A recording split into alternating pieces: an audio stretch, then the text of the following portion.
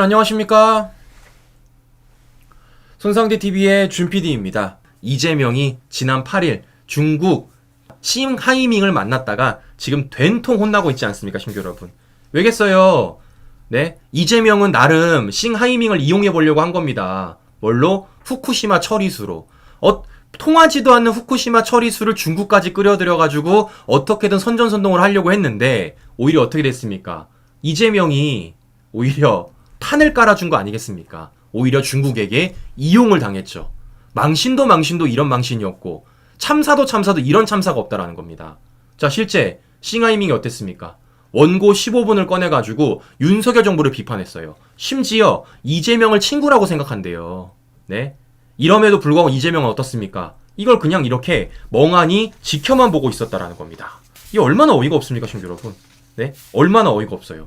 심지어 민주당은 이걸 어떻게 했습니까? 유튜브로 생중계까지 했습니다. 유튜브로 생중계. 이 생중계된 방송이 30분이 조금 넘습니다. 30분이. 근데 그 생중계된 방송에 15분을 싱하이밍이 윤석열 정부 비판에 쓴 거예요. 그럼 사실상 이거는 이재명과 싱하이밍의 만남 자리가 아니라 그냥 싱하이밍의 기자회견이죠. 근데 그걸 이렇게 민주당이 본인들 공식 유튜브에다가 생중계까지 해준 겁니다. 정말 어처구니가 없는 겁니다, 여러분. 이래놓고 아직까지도 이재명은 사과 한마디를 안 하고 있어요. 사과 한마디를. 아니, 저는 좀 이상합니다, 여러분. 이상한 게 뭐냐면, 아니, 이재명 하던 대로 해요. 하던 대로 안 하니까 저렇게 역풍 맞는 거 아니겠습니까? 네? 만약에 싱하이밍이 저런 말도 안 되는 막말을 거듭할 때 이재명이 네? 이랬더라면 안 해. 응? 나 안 해. 예의가 없어. 다 커트야, 다 커트. 이랬더라면 어떻게 되겠습니까? 아유, 내가 아무리 내가 우파 진영이라고 하더라도 이재명한테 내가 그래도 잘했다고 하겠죠. 네? 하던 대로 하던데. 네, 하던 대로. 하던 대로 안 하니까 이렇게 역풍 막는 거 아니에요. 그리고 싱하이밍이 저런 얘기를 할 때, 이런 거 한번 날려줘야지, 이런 거. 네? 이런 거 한번 날려줘야지. 저런 거 김남국이 앞에서만 날리면 뭐합니까? 네? 자, 보시는 것처럼 이재명이 과거에 하던 대로 하면 되는데 왠지 모르게 중국 앞에서는 이재명이 한없이 작아지고 있다라는 겁니다. 야, 저는 이재명이 이렇게 왜소한 줄 몰랐어요, 시청자 여러분. 네? 이 사진을 보면은, 야, 이재명이 너무 예의가 발라. 네? 보시는 것처럼 손을 가지런히 모으고 있는 이재명. 네? 다리도 가지런히 지금 뻗고 있는 이재명. 이재명이 저렇게 뭡니까? 조신하고 저렇게 예의 바른 사람인지를 제가 이번에 처음 알았다라는 겁니다. 네? 참 신기하다. 이재명. 네? 중국 앞에서는 왜 그리 작아지는지 너무나도 신기하다라는 겁니다. 자, 중요한 건 뭐겠습니까? 이재명이 그 판을 깔아준 겁니다. 중국이 윤석열 정부를 비판할 수 있는 판을 깔아줬다라는 거예요. 자, 그렇기 때문에 어떻습니까? 실제 윤석열 정부는 이와 관련돼가지고 외교부, 대통령실이 함께 싱하이밍에 대해서 동시 경고를 했고, 더 나아가 외교부는 싱하이밍에 대해서 초치 조치까지 했습니다. 그런데 중요한 건 이런 거예요. 중요한 건. 이재명과 싱하이밍이 만난 그 자리에서 전혀 근거 없는 가짜 뉴스들이 대거 뿌려졌다라는 겁니다. 자, 무슨 얘기입니까? 싱하이밍 이런 얘기 하잖아요. 미국의 승리 베팅은 잘못된 판단이다. 한국 무역 적자 탈중국가 탓이다. 네? 이런 말도 안 되는 근거 없는 얘기를 하는데도 불구하고 이재명은 이와 관련돼서 아유, 맞습니다. 대한민국 하나의 중국을 지지합니다. 라고 옹호해주고 있던 게 이재명이고, 네? 말도 안 되는 거 아닙니까? 우리 이재명 씨, 외교 참사는 이런 게 외교 참사입니다. 외교 참사는. 네? 다른 게 외교 참사가 아니라 이재명과 같은 굴종 외교. 네? 보시는 것처럼 팩트가 아님에도 불구하고 그걸 맞장구 쳐주고 있는 게 진짜 외교 참사라고요. 자, 그러면 이거 팩트 체크 해봐야죠.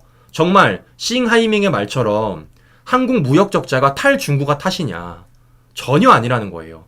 오늘 실제 조선일보가 이와 관련돼가지고 팩트 체크를 제대로 해주더라고요. 보시는 것처럼 탈중국 탓의 무역 적자? 아닙니다. 중국이 사드 보복으로 한국 기업을 쫓아냈기 때문이에요. 네? 자, 내용을 보시면요. 이렇습니다. 자, 현대차그룹은 2조 원을 투자해 지은 중국 공장 두 곳을 현재 일주일에 하루 이틀에 돌리는 수준이라는 겁니다. 현대차 그룹은 해마다 중국에서 7천억에서 8천억의 손해를 보고 있다는 거예요. 아니, 중국에 공장을 지었는데 지금 중국에서 현대차 그룹 못 돌게 하는 거 아닙니까? 근데 이게 지금 우리 탓입니까? 중국이 잘못한 거지? 자, 더 나가서 보십시오. 롯데도 보십시오. 롯데. 10년 동안 10조 원을 투자해 중국 내 마트, 백화점 유통 90여 곳을 구축했지만 2016년 강제 영업 정지, 불매운 등등으로 완전히 철수를 됐습니다. 뭐 하는 겁니까? 중국의 한한령 때문에. 네? 롯데가 투자를 했음에도 불구하고 중국이 말도 안 되는 한한령으로 억지를 부리니까 어떻게 되는 겁니까? 철수할 수밖에 없었어요. 이게 우리 탓입니까? 중국 탓이지? 그런데도 불구하고 이재명은 그 말도 안 되는 얘기에 맞장구를 쳐주고 있었다는 겁니다. 맞장구. 자, 무엇보다 이재명이 지금 이렇게 말합니다. 대한민국 하나의 중국을 지지한다고요? 이것도 팩트체크를 해보면요. 우리는 그렇게 말한 적이 없습니다. 하나의 중국 원칙은 중국의 주장으로 한국 정부는 지지한 적이 없어요. 더 나아가 싱하이밍이 일본 침략에 맞서 양국이 힘을 합쳐 독립민족 해방을 이뤘다는데 보시는 것처럼 임시정부는요. 공산당이 아닌 중화민국, 국민당과 함께 협력을 했다라는 겁니다. 지금의 시진핑 공산당은 아무 연관이 없다라는 거예요. 네. 그럼에도 불구하고 서로 이재명과 싱하이밍이 이런 가짜 뉴스들을 오갔고 그런 가짜 뉴스에 뭐 하는 겁니까? 이재명이 찍소리도 하지 않은 채 이렇게 가지런히 손을 모으면서 저 얘기를 들어줬다라는 겁니다. 네. 그야말로 아주 그냥 짝짝꿍 했던 거죠. 짝짝꿍. 그렇기 때문에 이재명은 이에 대해서 책임져야 되는 것이고 이재명은 이에 대해서 뭐 하는 겁니까? 사죄를 해야 된다는 겁니다. 그럼에도 불구하고 이재명은 어떻습니까? 입 싹 닫고 또 그냥 넘어가려고 하고 있다라는 것이에요. 야, 정말 갈 때까지 갔다 이재명이. 네? 갈 때까지 갔다라는 거 파악해 볼 수가 있는 건데요. 자, 무엇보다 저는 이재명의 가짜뉴스 중에서 가장 어이가 없는 게 바로 이겁니다. 친구 여러분. 이재명이 계속 이렇게 주장해요. 계속. 네, 어제도 이렇게 말합니다. 중국을 배제한 채 저성장에 늪 빠져나오는 건 불가능해.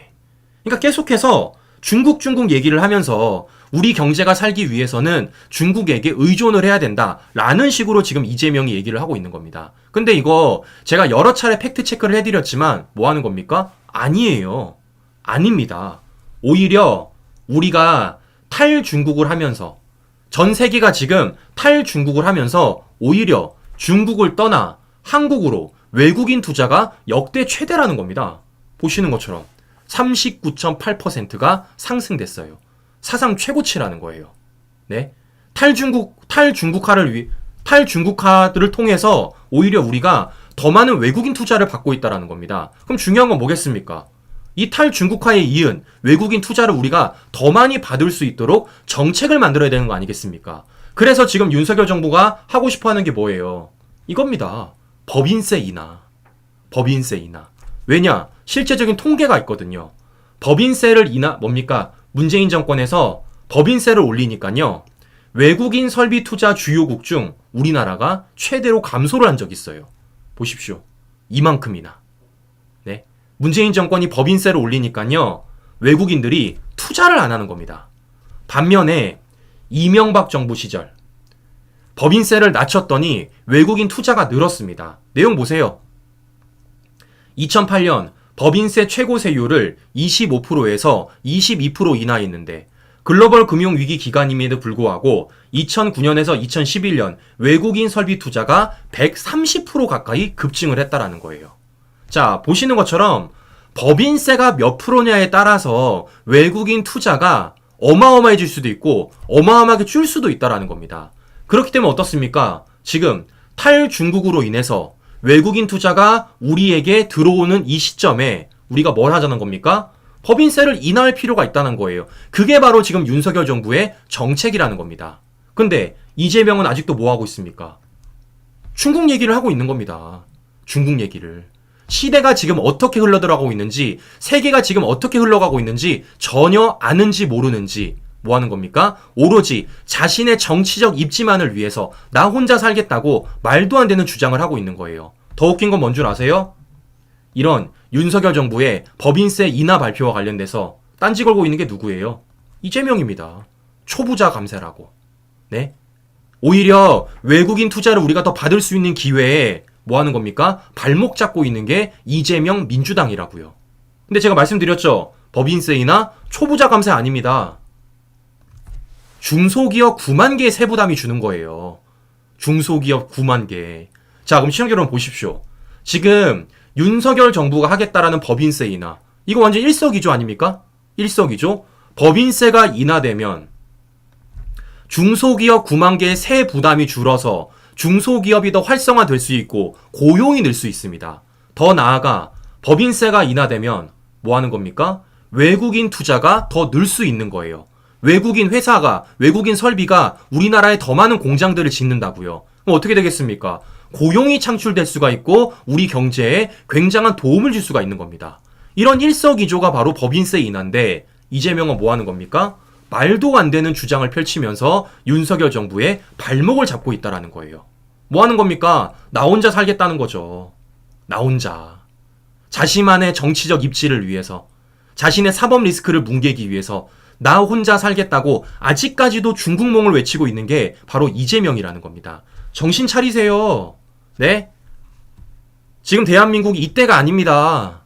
네? 문재인처럼 10끼 중에 8끼 혼밥하면서 꽈배기 먹는 시절이 아니라고요.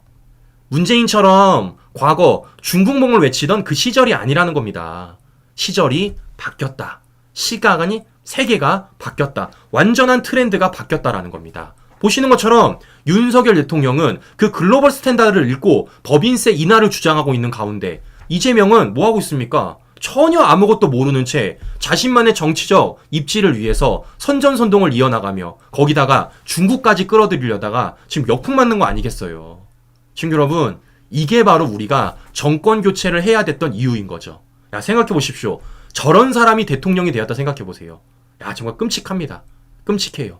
네. 자, 그런데 우리가 정권 교체를 통해서 지금 뭐 하고 있습니까? 그 글로벌 스탠다드에 굉장히 잘 발을 맞추고 있다라는 겁니다. 그럼 중요한 건 이런 겁니다. 그 발을 잘 맞추고 있는 윤석열 대통령의 발목을 잡고 있는 사람이 누굽니까? 바로 민주당 좌파들 아닙니까? 그러면 그 발목을 못 잡게 하기 위해서는 우리가 어떻게 되겠어요? 다음 총선에서 압승을 거두면 되는 거죠. 압승을. 네. 세계의 정세와 세계의 흐름을 읽고 있는 윤석열 정부가 더 많은 일을 할 수 있도록, 그 일을 통해서 성과를 낼 수 있도록 우리가 민주당 좌파들을 심판하고 우리가 이번 총선에서 압승을 거둔다라면 저는 윤석열 정부가 하고자 하는 일 더 잘할 수 있고 경제, 민생 충분히 살릴 수 있다고 보고 있습니다. 자, 무엇보다 저는 어제 이 뉴스를 보고 정말 진짜 대단하다는 생각이 들었습니다. 누구냐? 바로 한동훈 장관이에요. 자, 실제 중국 대사가 한동훈 장관을 2월 달에 관저 만찬을 제안을 했다는 겁니다. 근데 이재명은 갔잖아요. 근데 한동훈 장관은 정중히 거절을 했다는 거예요. 전 이걸 보면서 한동훈 장관이 일만 잘하는 게 아니라 특히 민주당 좌파들과 향해서 팩트체크를만 잘하는 게 아니라 정무적 감각도 되게 중요하다라는 생각이 들었습니다. 자, 왜냐? 잘 생각해 보세요. 왜 중국 대사 싱하이밍이 그것도 2월 달에 한동훈 장관을 관저에 불렀을까요? 바로 이것 때문입니다. 실제 한동훈 장관이 중국인 투표권 박탈을 시사를 했습니다. 자, 왜겠습니까? 상호주의. 중국은 투표권 줍니까? 우리나라 국민들한테? 우리 대한민국 국민이 중국에 오래 산다고 중국은 투표권 줘요? 투표권이 없어요. 중국은. 네? 근데 지금 우리는 어떻습니까? 이 민주당 좌파들의 말도 안 되는 것 때문에 지방선거 투표권을 줍니다, 친구 여러분. 그와 관련돼서 문제를 삼았던 게 바로 한동훈 장관이고 그와 관련해서 바로 잡겠다고 말한 게 바로 한동훈 장관이에요. 이런 얘기를 하니까 뭐 하는 겁니까? 싱하이밍이 정말 뭡니까? 말도 안 되게 지가 오는 것도 아니고 부른 겁니다. 근데 이와 관련해서 한동훈 장관은 어떻습니까? 어차피 저 말할 거 알고 있고 그렇게 자기가 한동훈 장관이 가면 한동훈 장관을 역으로 이용할 걸 알고 있으니까 안 간 거예요. 안 간 겁니다. 이재명처럼 쫄래쫄래 좋다고 가지 않았다라는 거예요. 자, 보시는 것처럼 한동훈 장관의 정무적 감각을 이 모습을 통해서도 확인해 볼 수가 있다라는 겁니다. 네, 확인해 볼 수가 있다는 거예요. 많은 분들이 놀라시는데 신규 여러분, 자, 많은 분들이 놀라시는데요. 제가 보여드리도록 하겠습니다. 자, 많은 분들이 놀라시는 것 같은데요. 자, 몇 명이나 되냐면 신규 여러분, 놀라지 마세요. 자, 무려 10만 명입니다. 네, 10만 명. 지금 대한민국에 거주하고 있는 중국인 10만 명이 실제 지방선거 투표권이 있습니다. 지자체장을 뽑을 때 있다고요. 지자체장.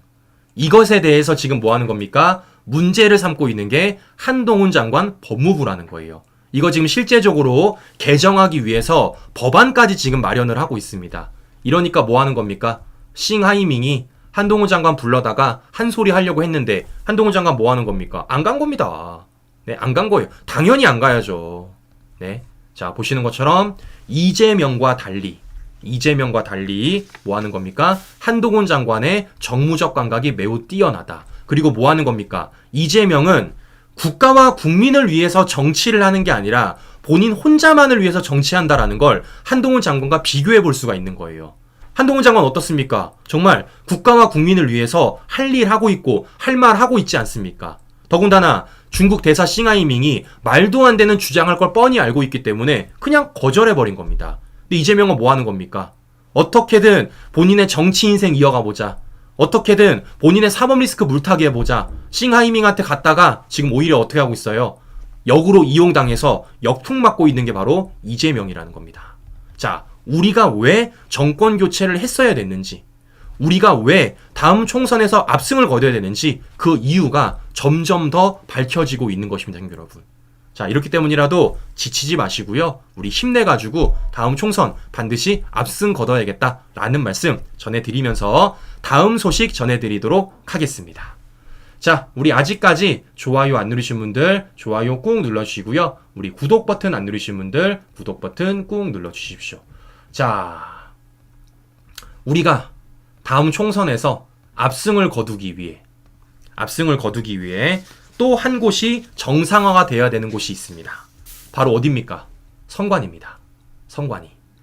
자, 어제 선관위가 감사원 감사를 부분 수용하겠다 이렇게 말했습니다. 아니, 저는 웃긴 게 뭐냐면 수용을 하면 수용을 하지 부분 수용은 뭐예요? 부분 수용은 자, 선관위가 말하기론 이렇게 말하고 있어요. 자, 간부 자녀 특혜 채용 부분만 감사원 감사를 받겠다는 겁니다. 다른 건 안 받고 특혜 채용은 받겠다라는 거예요. 확실히 선관위가 검찰 수사가 무섭긴 한가 봐요. 검찰 수사가. 이러니까 뭐 하는 겁니까? 이 특혜 채용은 우리가 받겠다라고 부분 수용을 받겠다라는 겁니다. 근데 중요한 건 뭐냐면요. 이게 쇼라는 겁니다, 친구 여러분. 쇼. 왜냐? 이렇게 감사원에 감사를 받겠다고 하면서도 헌재 권한쟁의 심판 청구 또 하겠다라는 거예요. 지금 선관위가 쇼를 하고 있다라는 건데, 자, 중요한 건 이겁니다, 친구 여러분. 중요한 건 이런 거예요. 감사원의 감사는요, 부분 수용이 없어요. 감사원의 감사는요, 뭐 하는 겁니까? 하면 하는 거예요. 까라면 까는 겁니다. 네? 부분 수용이 없습니다. 자, 그래서 어제 감사원이 어떻게 발표를 했냐? 아유, 웃기지 마세요. 범위는 감사원이 결정한다는 겁니다. 감사원이. 자, 이렇기 때문에 선관위는 꼼수 부리면서 부분 감사가 아니라 뭐 하는 겁니까? 감사원의 전체적인 감사를 받을 가능성이 지금 매우 높아졌다라는 겁니다. 그러면 이제 우리가 궁금한 게 있죠, 신규 여러분. 바로 뭡니까? 선관위가 뭘 그렇게 숨기길래 계속해서 감사원의 감사를 제한하려고 할까? 네? 도대체 뭘 그렇게 숨기길래? 아니, 당당하면은 다 까면 되잖아요. 당당하면. 근데 선관위가 지금 뭐 하는 겁니까? 계속해서 꼼수를 부려가면서 뭐 하는 거예요? 어떻게든 이 순간만을 넘어가 보려고 하고 있습니다. 좀 궁금해요. 선관위가 무엇을 그렇게 숨기는지, 네? 뭐가 그렇게 중요하길래 뭘 그렇게 숨기는지 전 너무 궁금합니다. 자, 그런데 중요한 건 뭐겠습니까? 얄짤없다. 범위는 감사원이 결정한다. 그 감사원이 결정하는 범위대로 선관위는 감사받을 준비를 하면 된다라는 것입니다. 그런데 여기서 한 군데가 더 중요한 게 있습니다. 바로 무엇이냐? 권익입니다. 권익위. 자, 잘 아시는 것처럼 선관위가 뭐라 그랬습니까? 권익위는 조사받겠다는 거예요. 권익위 조사는 받겠다라는 겁니다. 그래서 권익위가 조사를 들어갑니다. 7년간 선관위 채용 전수조사를 하겠다라는 거예요. 근데 중요한 건 이거예요. 이제 많은 분들이 생각하시겠죠. 거기에 전현희가 있는데 권익위 조사 제대로 하겠냐. 야, 그런데 확실히 윤석열 정부가 일을 잘해요. 매우 똑똑합니다. 자, 무슨 얘기냐? 이 권익위 조사 전현희가 안 합니다. 누가 하냐?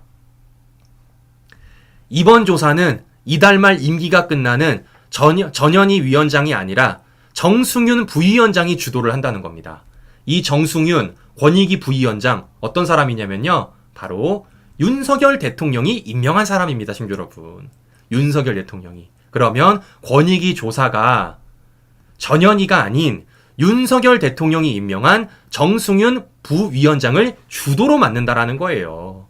자, 이렇기 때문에 권익위 조사도 조만간에 굉장히 재미있는 조사가 나올 것 같은데, 자, 더 중요한 건 이거예요. 더 중요한 건 확실히 똑똑해요. 윤석열 정부 일을 잘합니다. 자, 무슨 얘기냐? 잘 보세요. 제가 예전에 우리 시청자 여러분들에게 하나 문제 삼은 것이 있었습니다. 바로 무엇이냐? 노태악의 사퇴입니다. 노태악의 사퇴. 자, 그러니까 실제적으로 이 선관위원장은 누가 임명을 한다고요? 대법원장이 임명한다고요. 대법원장. 근데 아직까지 김명수가 대법원장 아니겠습니까? 9월달이 아직 끝나요. 9월달. 아직 3개월이 남았습니다. 자, 그러면 노태악이 김명수가 나가기 전에 사퇴를 하면 김명수가 미친 척하고요. 뭐 하는 겁니까? 노태악보다 더한 사람을 선관위원장이 임명할 수가 있다라는 거예요. 그럼 안 되잖아요. 그럼 안 되는 거 아닙니까? 제가 그래서 이거 문제 삼았었잖아요. 자, 그러니까 권익위가 어떻게 하느냐? 이렇게 한다라는 겁니다. 권익위는 일단 조사 기간을 38일로 잡았지만 9월까지 시간을 두고 면밀히 조사한다는 방침입니다. 왜 9월입니까? 김명수 때문에. 보시는 것처럼 이는 선관위원장 인사권을 가진 김명수 대법원장 임기가 9월인 점을 감안한 것으로 노태악 위원장이 사퇴할 만한 문제가 드러날 경우 새 대법원장이 지명하도록 하겠다라는 거예요. 그러니까 권익위 조사가 빨리 38일 만에 끝나는 게 아니라 9월까지 시간을 두고 면밀하게 하겠다라는 겁니다. 누구 때문에? 김명수가 꼼수 부릴까봐. 김명수가 자기 사람 또 선관위원장에 알바가 놓고 도망갈까봐 뭐 하겠다라는 겁니까? 김명수가 나가면 새 대법원장이 지명한 이후에 그때 선관위와 관련된 비위를 권익위가 발표하고 새 대법원장이 임명이 되면 그때 노태악 후임을 윤석열 정부가 지명하겠다라는 거예요. 야, 똑똑하지 않습니까? 친구 여러분. 똑똑하지 않나요? 일은 이렇게 하면 되는 겁니다. 이렇게. 자, 그러면 중요한 건 이겁니다. 중요한 건 선관위는 큰일 났다. 선관위는. 왜겠어요? 본인들이 뭡니까? 권익위 조사 받겠다면서.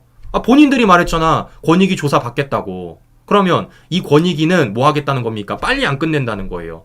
3개월 동안 조사하겠다라는 겁니다. 3개월 동안 탈탈 털겠다라는 거예요. 그리고 그 가운데 쌍두마차로서 뭐 하겠다라는 겁니까? 감사원도 감사하겠다라는 겁니다. 몇 개월 동안? 최소 3개월 동안. 자, 선관위는 감사원의 감사, 권익위의 조사, 더 나아가서 검찰의 수사까지 탈탈 털릴 일만 남았다. 과연 그 가운데 그동안 드러나지 않았던 이 선관위의 비위 혐의들, 더 나아가 선관위가 그동안 무엇을 그렇게 감추고 싶었는지 그 진실들이 끌어올릴 날이 머지 않았다라는 겁니다. 이게 바로 선관위의 카르텔을 깨부리는 것이고 이게 바로 선관위 개혁 아니겠습니까? 저는 그렇기 때문에 뭐 하는 겁니까? 그 결과물이 나왔을 때 우리 시청자 여러분들에게 또다시 한번 전해드리도록 하겠습니다. 자, 무엇보다 저는 이거 보고도 놀랐어요. 우리 전현희 씨 출근 좀 제대로 하지. 출근 좀. 어떻게 아침 9시 이후 출근이 90%가 넘습니까? 야, 대단하다. 네? 이렇게 근태 관리를 개판으로 하고 본인이 억울하다고 1인 시위를 하는 게 말이 됩니까? 정말 뻔뻔해도 정도껏 뻔뻔했다. 그동안 왜 문재인 정권 권익위가 그런 말도 안 되는 결과물들을 내놨는지를 저 전현희를 통해서도 확인해 볼 수가 있다는 겁니다. 자, 보시는 것처럼 윤석열 정부는 문재인 정권처럼 억지로 사람을 찍어내지 않습니다. 뭐 하고 있습니까? 법대로 하고 있고요. 뭐 하고 있습니까? 절차대로 하고 있다는 겁니다. 자, 그렇기 때문이라도 저는 윤석열 정부의 이 법치주의, 법대로, 절차대로 뭐 하는 겁니까? 문재인 정권의 알박기 인사들 내쫓고 뭐 하면 됐어요? 모든 것을 정상화시키면 된다라는 것입니다. 지금 심지어 선관위까지도 정상화 수순을 밟고 있고 김명수가 망가뜨려 놨었던 사법부도 정상화 수순을 밟고 있다라는 거예요. 저는 이렇기 때문이라도 뭐 하는 겁니까? 지지 보내주고 있고 응원 보내주고 있는 것입니다. 잘하죠, 친구 여러분. 잘합니다.